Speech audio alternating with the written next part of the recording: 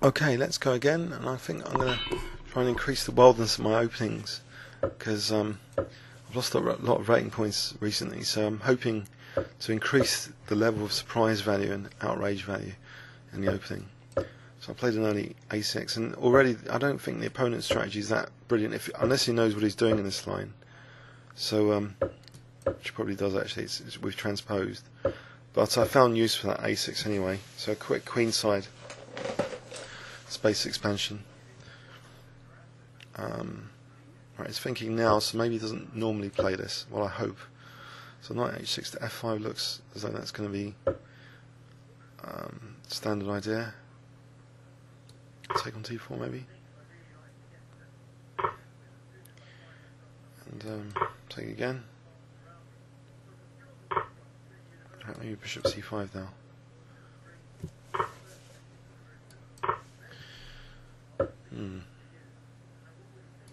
I think I'm pleased with this position after queen c6. Got knight f5 with tempo if I want on the queen at some point.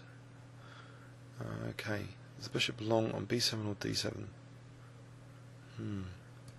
I'll put it on d7, I think. Maybe g6 now. Let's play knight f5. Be able to take with the g pawn. Bishop f5.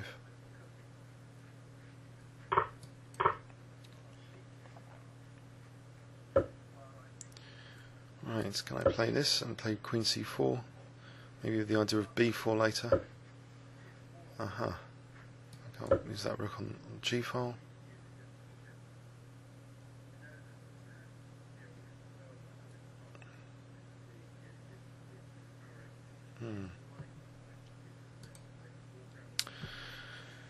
Yeah.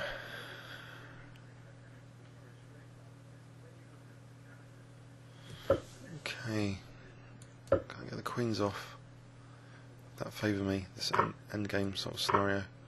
Potential minority attack with a5 and b4. Or the rook coming on c4 is kind of nifty as well.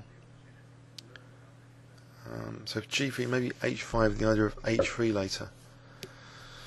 Right. Okay, I mean, I'll get the king up. Maybe to support of f6 later to dissolve these double pawns.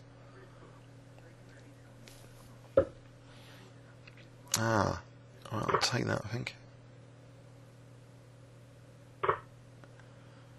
And now, so my double pawns have been dissolved.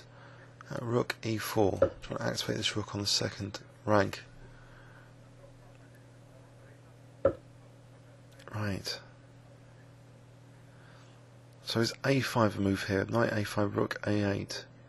I think that might be an interesting move to try and pursue this minority attack. So the minority of pawns attacking the majority, trying to inflict structural damage, like leaving an isolated pawn in the opponent's position. Okay, so this rook's now becoming active on that second row if he plays b4, which he hasn't. In fact, maybe b4 was a good move, but anyway, I'll take that. I've got knight c5. Maybe rook e3 threatens rook takes c3 though, so this active rook is good on the second, on 7th rank there.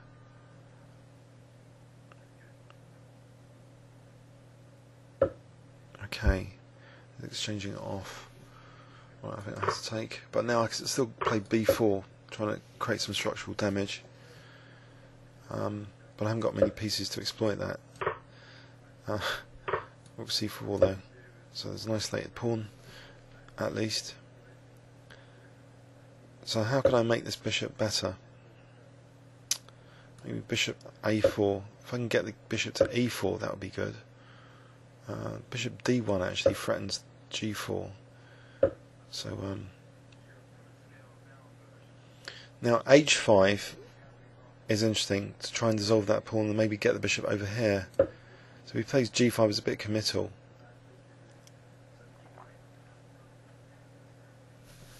If I get the bishop to g6, then that's pretty solid. Right, I can play bishop g4 here to be annoying, to avoid g6 being protected by the rook.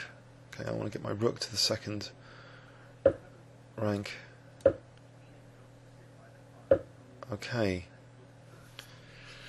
Now, what's useful here? Rook A3. I'll try Rook A3. Start off with. Okay, not very useful. Ah, Bishop F5 seems to win a piece.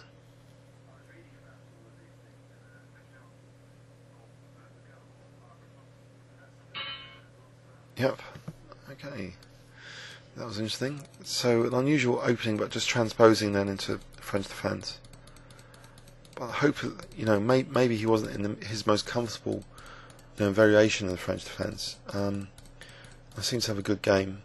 I think maybe you should have considered B4 here.